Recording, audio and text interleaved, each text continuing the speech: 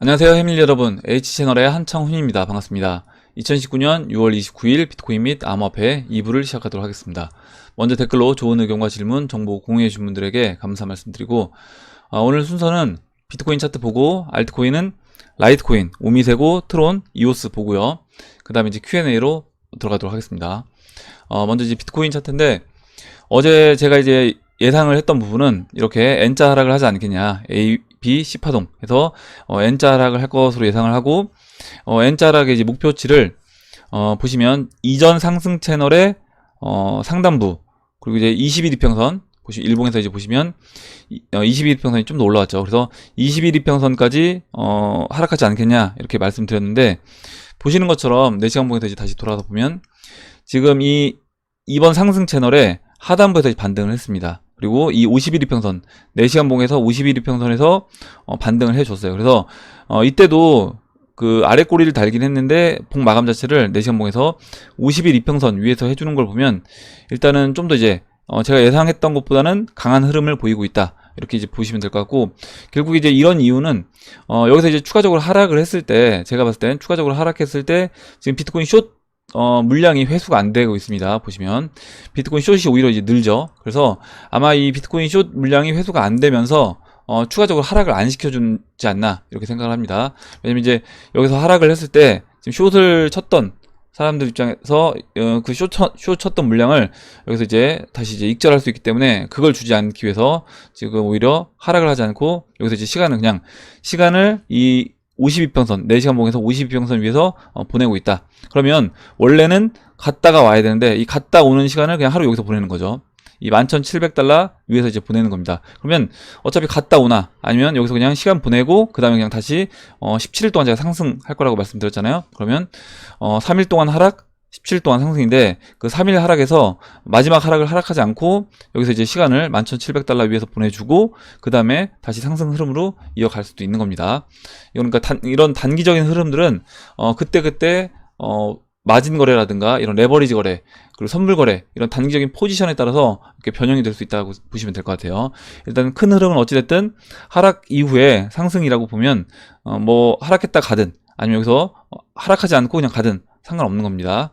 이렇게 이제 보시면 되고, 만약에 내가 비트코인을 매수하려고 했던 분이 있다라고 하면 저는 뭐 분할로 매수하는 수밖에 없는 거예요. 여기서는 지금 만약에 지금 21이평선까지 내려오지도 않으려고 하는 거잖아요. 지금 일봉상 보시면 만약에 지금 비트코인을 매수할 타이밍은 아닌데, 저는 이제 알트코인을 매수해야 된다고 보고 있는데, 만약에 나는 이제 비트코인을 뭐 매도했다가 지금 매수 타이밍을 본다거나 아니면 비트코인 하나도 없어서 비트코인 좀 매수해야 되겠다 라는 분들이 있다라고 하면, 일단 21이평선 닿으면 저는 이제 매수 포인트로 보고요. 지금 이 자리도 만약에 지금 빠져주지 않는다, 지금 숏 물량 때문에 빠져주지 않는다라고 하면 지금도 이제 매수 자리가 될 수 있다라고 봅니다. 이렇게 이제 보고 다음으로 라이트코인을 보도록 할게요.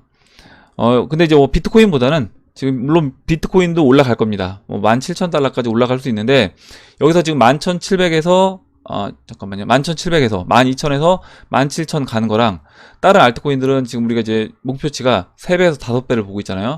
그럼 수익률 면에서 비트코인보다는, 물론 이제 비트코인도 수익이 발생하겠지만 뭐 비트코인이 예를 들어서 40%, 50% 상승할 때 나머지 알트코인들은 뭐 300%, 500%, 아니 1000% 이렇게 상승할 수 있는 겁니다. 이렇게 이제 보시면 되고, 다음으로 이제 라이트코인을 보도록 할게요. 예. 라이트코인은 지금 단기적으로 일단 상승 이후에 이렇게 크게 하락을 했습니다. 하락했고, 지금 제가 이제 아직까지 혹시 라이트코인을 정리를 이제 못하신 분들, 그러면 지금 라이트코인이 일단은 보시는 것처럼 이 하락 추세를 벗어나는, 하락 추세를 돌파하는 양봉을 만들었습니다. 그러면 이번에 알트코인들 상승할 때 라이트코인도 마지막으로 한 차례 더 상승해 줄 수 있는 확률이 있다라고 말씀드렸잖아요. 그래서 상승을 해서 라이트코인이 0.015, 죄송합니다. 0.015가 이제 여기죠. 0.015가 여기, 0.015가 여기입니다. 그래서 잠깐만요. 체크를 해드릴게요. 0.015 라인. 지난번에 우리가 이제 라이트코인 정리했던 라인이 0.015입니다. 0.015인데 0.015 라인까지 올라오게 되면, 만약에 내가 라이트코인 아직까지 나는 물량을 정리하지 못하고 많이 들고 있다 라는 분들이 있다라고 하면 0.015 라인부터 분할로 이제 정리하시면 될 것 같아요.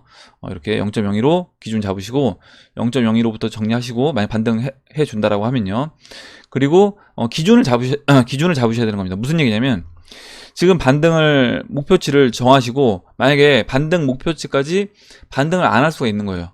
내가 근데 라이트코인 물량이 많다라고 하면 분명히 이제 이번 이제 알트코인들 올라올 때 정리를 해줘야 되는 건데 라이트코인 같은 경우는 이미 이렇게 두 차례 상승을 했기 때문에 반등을 목표치까지 안 해줄 수도 있는 겁니다. 그러면 제가 지난번에 이거 빠지기 전에 기준 좀 잡으시라고 했는데 아마 이제 그런 매매가 숙달이 안 돼 있는 분들 같은 경우는 그대로 이제 대응 못하고 흘러내릴 때 그냥 둘 수 있어요. 그러면 그렇게 하시면 안 되고 기준을 잡으셔야 되는 겁니다. 만약에 이제 일단은 지금 첫 번째 저항 라인은 돌파가 됐어요. 하락 추세 라인 돌파됐고 두 번째 하락 추세가 이걸 이제 지워보면 지금 제가 이제 이렇게 그린 이 추세 라인을 돌파를 해야 됩니다. 돌파하고 다시 이제 빠르게 이 200일 이평선에 안착을 해준다. 그럼 이제 200일 이평선에 안착을 해주면 지금 15일 이평선이 가파르게 내려오고 있기 때문에 15일 이평선에 이제 안착을 해주는 모습이 나올 거예요. 그렇게 되면 한 차례 이제 저는 0.015 라인을 다시 돌파하는 흐름을 보여줄 수 있다라고 봅니다. 그 전에 이제 맞고 떨어지면 이거는 상승하기 쉽지 않은 거고요. 그래서 일단 여기서 이제 15일 이평선 위에 안착을 한다라고 하면 0.015를 이제 목표로 잡으시고 0.015부터 분할 매도 그리고 0.015로 돌파하면 매도를 하시되 만약에 0.01로 돌파해서 올라간 이후에 깨고 내려온다. 그럼 깨고 내려올 때 0.01로에서 나머지 다 정리한다. 이렇게 이제 생각하시면 될 것 같습니다. 혹시 이제 라이트코인 아직도 이제 들고 계신 분들은 그렇게 대응하시면 될 것 같아요. 다음으로 그리고 여기서 이제 대응을 하실 때는 뭐냐면 라이트코인 매도 한 거를 뭐 비트코인으로 전환하기보다는 지금 이제 알트코인들 타이밍이 오고 있잖아요. 그래서 제가 지난번에 저는 0.01호에 매도했던 라이트코인을 리플하고 이제 이더리움 매수했다라고 말씀드렸습니다. 그래서 라이트코인을 매도하게 되면 아직 이제 올라가지 않은 대형 알트코인들이 아직 올라가지 않은 종목들이 많이 있습니다. 그래서 그런 알트코인을 매수를 하시면 될 것 같아요. 예, 그럼 오미세고를 보도록 하겠습니다. 오미세고 보시면 일단 이평선이 완전 역배열되어 있는 상태고요. 그리고 하락 추세 벗어난 이후에 5월 13일에 이렇게 반등해주고 51 이평선 맞고 떨어져서 흘러내렸습니다. 그래서 19년도 저점을 살짝 이탈하고 19,000사토시까지 빠진 상태에서 지금 21,000사토시를 다시 돌파해서 15일 이평선 위에 안착을 해준 모습인데 일단 보면 다른 알트코인들은 지금 아직까지 15일 이평선도 안착하지 못한 그런 종목들이 많이 있습니다. 그에 반해서 이제 오미세고 같은 경우는 15일 이평선에 먼저 안착을 해주었다. 그러면 지금 어제 봤던 BSV는 장기 평선 위에서 있는 모습이죠. 단기 평선까지 다 당겨주고요. 그리고 퀀텀은 50일 이평선 위에 이렇게 안착을 했습니다. 그리고 지금 오미세고는 이렇게 15일 이평선 위에 안착을 했다. 그래서 이런 내가 갖고 있는 알트코인이 지금 현재 위치가 어디 있는지 파악을 하고 계셔야 됩니다. 이렇게 이제 보시고 오미세고는 일단 이 빨간 추세 라인 돌파해서 이 50일 이평선 24,000사토시 위로 안착해주는 게 중요하다. 그러니까 지금 가격에서 한 10% 정도 추가적으로 이제 반등을 해주면 50일 이평선 위에 안착해준다. 이렇게 이제 보시면 될 것 같아요. 다음으로 이제 트론을 보도록 하겠습니다. 트론 보시면 일단 지금 2019년도 이제 5월달 저점을 깨고 내려왔어요. 깨고 내려와서 지금 이번에 이제 반등이 나오는 위치는 어디냐면 2018년도 저점인 260사토시에서 반등이 나왔습니다. 반등이 나왔고 지금 보시면 제가 이 빨간색으로 추세 그린 이 추세 라인을 돌파해 줘야 된다. 돌파해서 이 15일 이평선에 먼저 빠르게 안착해주는 모습이 필요하다. 지금 이제 오미세고는 이미 안착을 해줬잖아요. 그래서 그런 모습으로 진행이 돼야지 일단 15일 이평선 안착 그 다음에 50일 이평선 그래서 그 이후에 이제 장기 평선 넘어가서 안착해주는 그런 모습으로 이제 진행될 수 있는 겁니다. 그래서 지금 흐름 자체가 저는 이제 트론 같은 경우는 작년 11월 25일에 이때도 이렇게 상승해주다가 이때처럼요 상승해주다가 추가적으로 한 번 더 흘러내렸죠. 121 이평선 맞고 흘러내렸습니다. 내린 이후에 121 이평선 돌파해주면서 계속해서 꾸준히 상승 이렇게 올라왔어요. 그래서 트론은 이제 지금 이 정도 위치에 있다라고 이제 보고 있습니다. 그래서 이때 그러니까 작년 11월 달과 같은 모습으로 저는 진행이 되지 않을까 이렇게 생각을 해요. 그래서 일단 이 15일과 50일 이평선 위에 이렇게 안착을 해준 이후에 그 다음에 저점 높이면서 상승해주고 장기 평선 돌파해주고요. 돌파해준 이후에 다시 이 중심값 지난 저점과 고점의 중심값인 556사토시에 안착해주고 다시 또 상승 흐름 이어가는 이런 모습으로 진행될 거라고 봅니다. 트론 이렇게 보고 다음으로 마지막으로 이제 이오스를 보도록 할게요. 이오스 제가 이제 평상시에 그리는 거랑 약간 채널을 다르게 그려봤어요. 전체적으로 상승 채널 이렇게 하나로 이렇게 표현을 해봤는데, 보시면 지금 이 5만 사토시가 저는 이제 바닥이다. 알트코인들 알트코인들 대부분이 지금 바닥 위치 있고, 이오스도 지금 위치가 이제 바닥이지 않겠냐라고 봤습니다. 그래서 2018년도 3월 그리고 2018년도 12월 이렇게 이때 이제 5만 사토시에서 반등해 줬고요. 지금도 이제 5만 사토시를 지켜주면서 반등을 이어 나간다라고 하면 이 저점과 저점을 잇는 채널을 그렸을 때 이와 같이 이제 그릴 수 있고요. 여기서 보셨을 때 2018년도 이렇게 상승하다가 채널 중심에서 반등 나오고 다시 하락해서 채널 중심에서 이렇게 지지를 받다가 흘러내려서 4분의 1 점에서 다시 추가적으로 채널 4분의 2 라인에서 이렇게 박스 움직임 보였죠. 이 상승 채널 안에서 움직이다가 이번 비트코인 상승하면서 흘러내렸습니다. 아직까지는 이 초록색 추세 라인 보시면 이 초록색 하락 추세 라인을 이제 벗어나고 있지 못하는데, 일단 이 5만 1000사토시에서 지지를 받고 있는 모습이 나왔습니다. 그래서 5만 1000사토시에서 지지를 받는다라고 하면 이 지금 내려오고 있는 지금 21일평선인데 21일평선, 15일평선 상관없습니다. 그래서 21일평선 위에 이 초록색 추세 라인 돌파 이후에 21일평선 위에 안착해준다 라고 하면 이오스는 그때부터 본격적으로 상승 흐름으로 진행이 될 수 있고, 이오스 이렇게 큰 그림에서 본다라고 하면 지금 채널 바닥에 있기 때문에 충분히 이제 싼 영역에 있다. 알트코인들 중에 이오스는 저는 충분히 싼 영역에 있고, 여기서 이제 이오스 상승 목표치를 본다라고 하면 첫 번째로 채널 중심이 14,000사토시 14만 사토시요. 14만 사토시. 그래서 지금 이제 5만 사토시니까 한 3배 정도, 약 3배 정도. 그리고 채널 4분의 3 지점은 23만 사토시. 그래서 지금에서 뭐 한 4배에서 5배 사이 4.5배 정도 보시면 될 것 같고, 그 다음에 채널 상단부까지 올라와 준다 라고 하면 38만 사토시입니다. 그래서 일단은 보수적으로 본다라고 하면 뭐 채널 중심, 그리고 좀 더 이제 공격적으로 본다라고 하면 채널 뭐 4분의 3 지점부터 목표가를 정하시고 매도를 하시면 될 것 같아요. 이제 이오스 이렇게 보고 그럼 이제 Q&A로 들어가도록 하겠습니다. 그러면 Q&A로 들어가서 이계님이 써주신 내용부터 보도록 하겠습니다.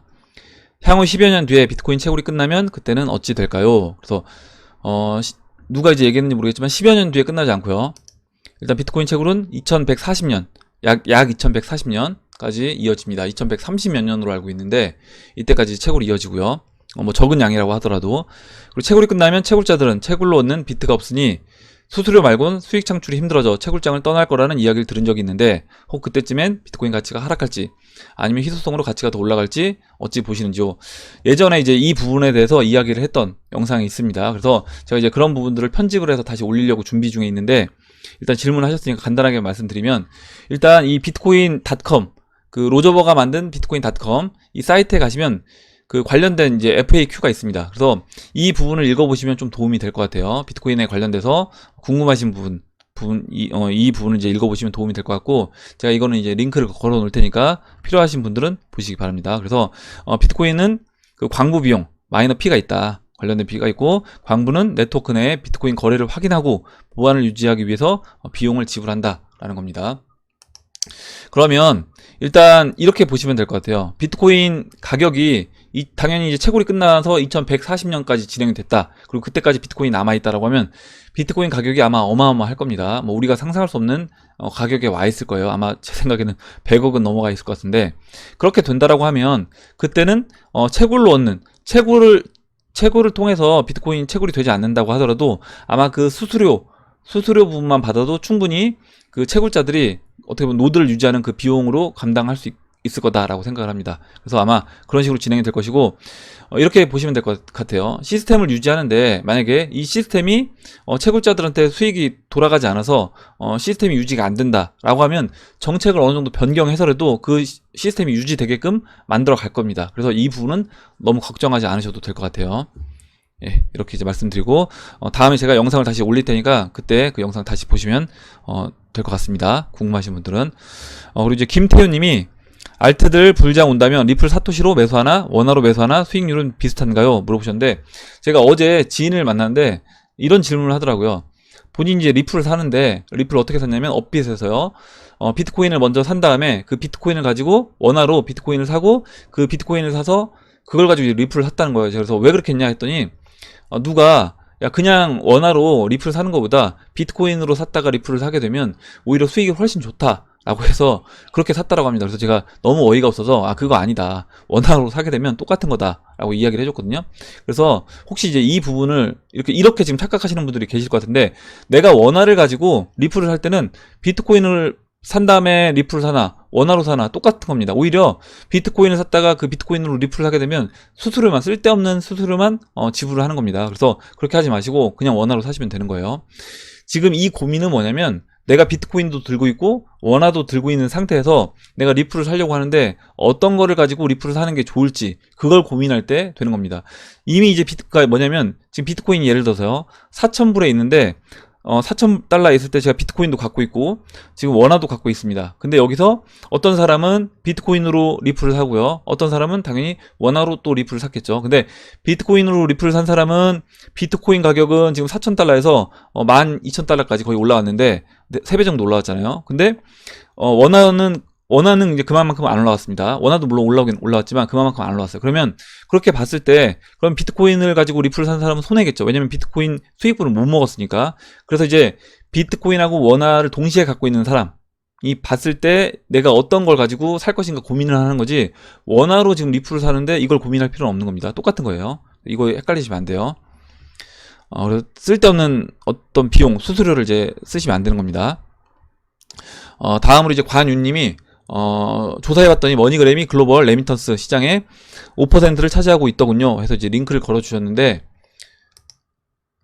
보시면 지금 크로스 보더 머니 트랜스퍼 볼륨 해서 바이 컴퍼니 해서 이렇게 각 회사별로 이렇게 어떤 송금 비용에 대해서 나와 있습니다. 뭐 웨스턴 유니온이 차지하는 볼륨, 비용이 아니라 볼륨 나와 있고, 그 다음에 UAE 익스체인지, 머니그램, 리아, 트랜스퍼 와이즈 이렇게 나와 있는데, 지금 이제 써주신 내용을 좀 더 이제 읽어보면, 이제 여기서 UAE, BOA, 리아 등의 리플 파트너를 합하면 현재 1위인 웨스턴 유니온의 시장 점유율을 넘게 된다. 만약 전세계 송금 시장의 60%가 XRP로 프로세스 된다면 XRP 가격에 얼만큼 영향을 줄까요? 여러분의 의견이 궁금합니다. 이렇게 써주는데, 이 부분도 예전 영상에서 누구죠? 예전 영상에서 우리가 그 리플 CTO가 이야기했던 부분을 가지고 이런 걸 얘기했었습니다. 리플 CTO가 가격 예측했을 때 송금 시장에 얼마만큼을 리플이 차지한다라고 하면 그때 120불까지 된다라든가, 아니면 스위프트가 차지하는, 스위프트가 하루 거래하는 양에 얼마 1%를 차지했을 때 리플이 아마 예상 가격이 5불 정도 약, 그리고 10% 차지하게 되면 당연히 이제 5불의 10배니까 50불, 100% 차지하게 되면 100% 차지하게 되면 500불, 이런 식으로 해서 그렇게 됐을 때 589달러까지 갈 수 있다, 이런 예상을 했었는데, 그래서 이거는 비중을 얼마로 보느냐, 이 송금 시장에 얼마만큼 리플이 그 역할을 대신할 것이냐, 차지할 것이냐에 따라서 비중을 정하느냐에 따라서 다 달라질 거라고 보고 있고, 한 10%에서 20% 정도, 그 정도만 차지해도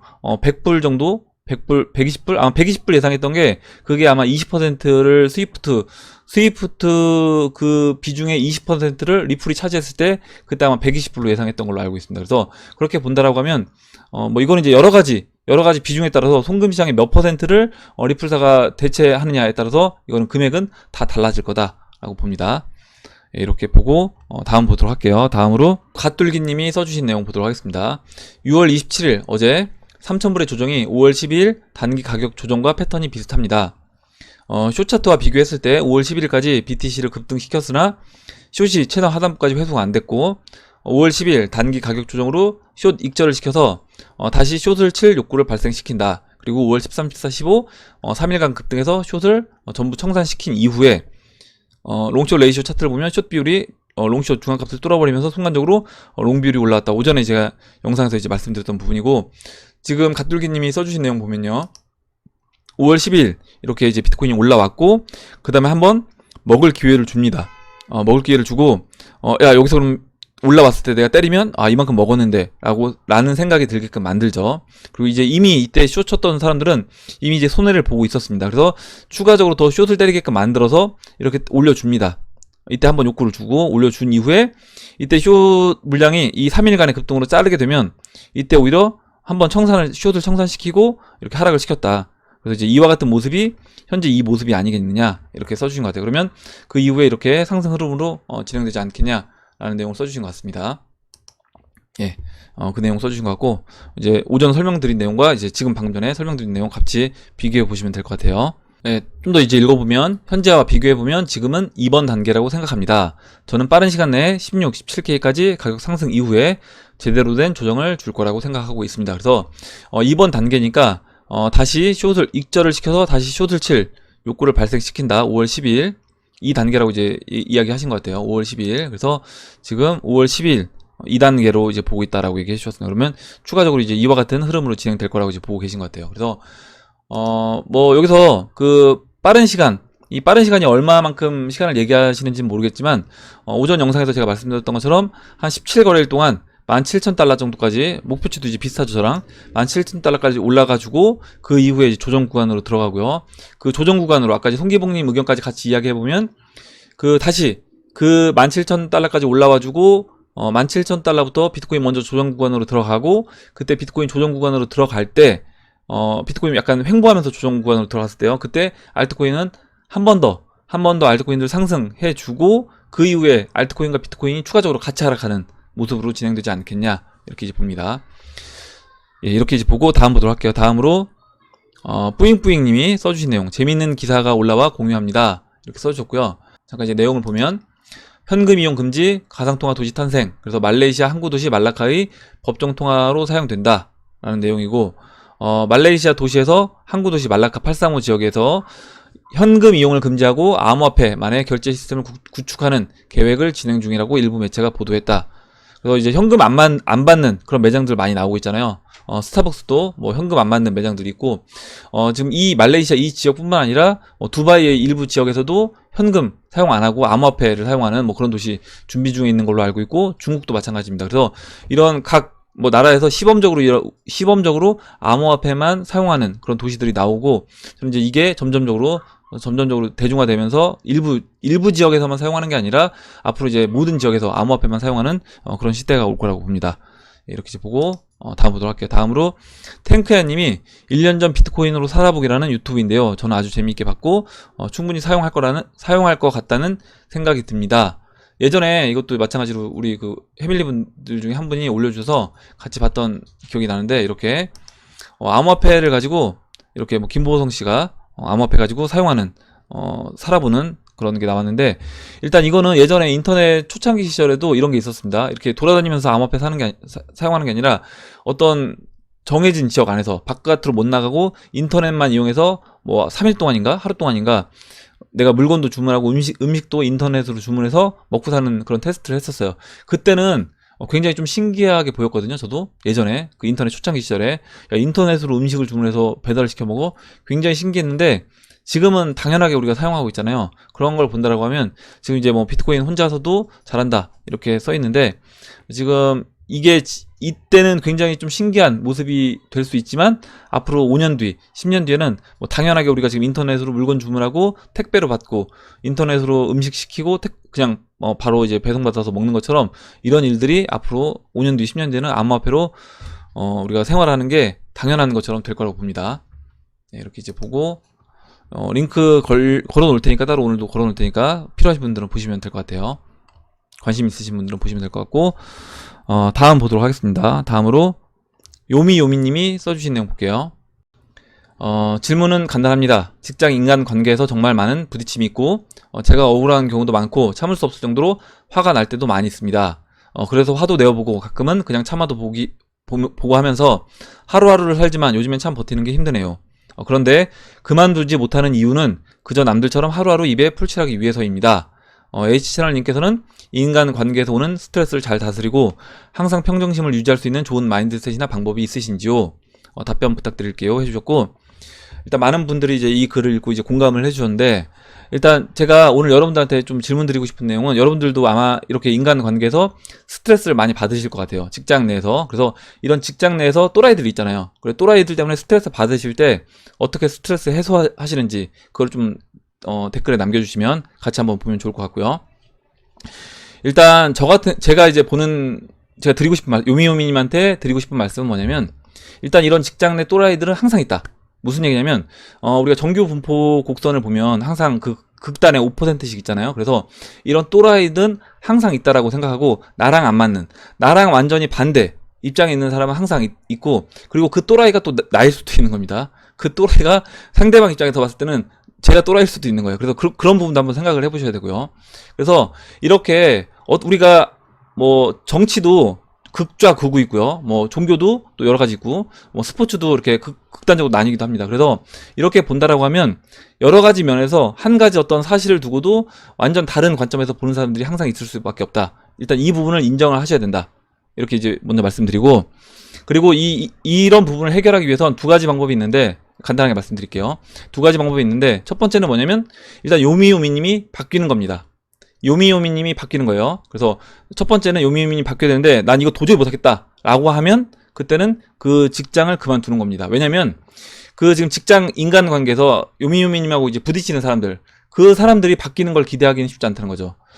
사람들이 웬만하면 안 바뀝니다. 웬만하면 안 바뀌고, 그 사람 성향이라는 게 있기 때문에 그 사람의 성향은 그대로 이제 갈 수밖에 없어요. 그러면 거기다 이제 직장 상사라고 하면 당연히 그 사람이 내 비위를 맞추진 않겠죠. 그럼 내가 이제 변해야 되는데 못 변하겠다, 너무 스트레스 받는다 라고 하면 저는 그 직장을 그만둬야 된다 라고 봅니다. 그래서 직장을 어떻게 그만두느냐, 그만둘 수 있습니다. 그만둘 수 있고, 우리 아버지 시대 같은 경우는 뭐 평생 직장으로 쭉 정년까지 이렇게 직장 생활 하셨는데, 지금 이제 4차 산업으로 넘어가는 시대예요. 요즘에는 별의별 직업이 다 있습니다. 그리고 지금 이제 기본 시급도 이제 올라왔잖아요. 만약에 제가 진짜 직장 생활이 너무 힘들다라고 하면 저는 스트레스 받아가면서까지 그거 하느니 차라리 다른 어떤 아르바이트를 하면서 좀 스트레스 덜 받는 게 저는 낫지 않나 이렇게 봐요. 그래서 그런 부분도 한번 생각을 해보시고, 물론 저는 이제 그렇게 봅니다. 그래서 거기에 더해서 한 가지 더 마지막으로 드리면, 우리가 돈을 벌어야 되는 이유, 경제적으로 자유로워져야 되는 이유 중에 하나도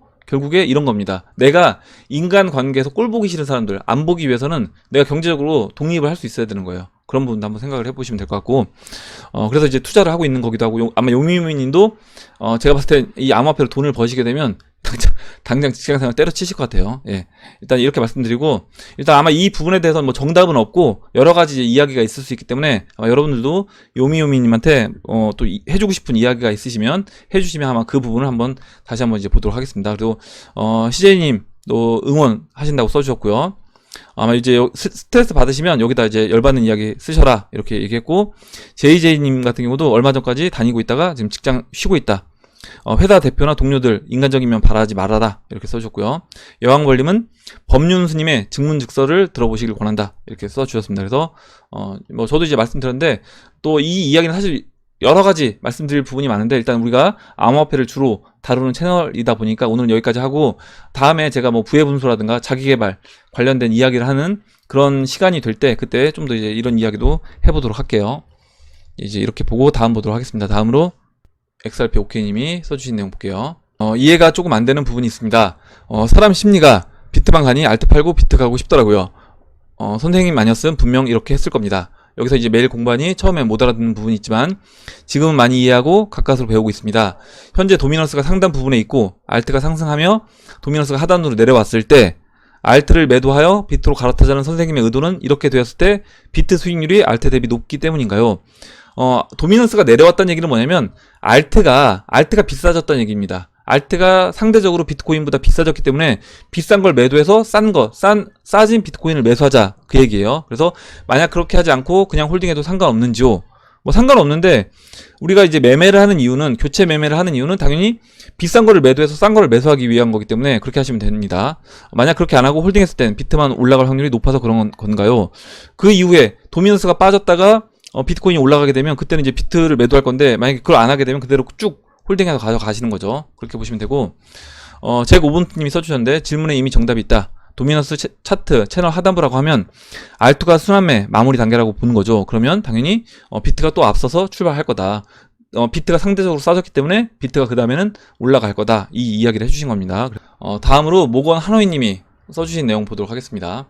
아마 모건 하노이님은 이 프로필 사진도 은화라든가 금은을 굉장히 좋아하시는 것 같아요. 그리고 모건, 아마 JP 모건이 은을 매집하고 있어서 이 닉네임도 모건을 쓰신 것 같습니다. 그래서 일단 저랑 시장을 보는 게 비슷한 부분도 있고 다른 부분도 있는데, 일단 비슷한 부분은 앞으로 이제 금융시장 이때 경제 위기가 올 거다라고 보는 부분은 비슷하게 보고 있고요. 거기서 이제 다르게 보는 부분은 모건 하노이님 같은 경우는 지난번에 이제 말씀드렸지만 암호화폐 시장에서 일정 부분 올라갈 거지만 나중에 그 돈은 다 은으로 이제 갈 것이다 이렇게 보고 계시고, 저는 이제 그와는 다르게 금시장이라든가 은시장 또 물론 상승을 하긴 할 거지만 실제적인 달러의 가치 이전은 암호화폐가 될 것이다 라고 보고 있습니다. 그래서 아마 그 부분에서는 의견이 이제 달라지고 있고, 제가 이제 예전에 2018년도 9월 18일에 보시면 금과 비트코인 중 달러의 가치는 어디로 이전될 것인가, 아마 여러분들 영상 보셨던 분들은 답을 아실 것 같고요. 혹시 이제 안 보신 분들, 지금 이제 조회수가 2234회니까 안 보신 분들도 굉장히 많을 것 같은데, 이 영상 제가 링크를 걸어 놓을 테니까 꼭 한번 이제 보시기 바랍니다. 그래서 이 영상에 보면 제가 비트코인 그리고 리플 이런 암호화폐로 기존에 우리가 쓰고 있는 이 법정화폐, 특히 달러의 가치가 갈 수밖에 없는 이유에 대해서 설명을 했습니다.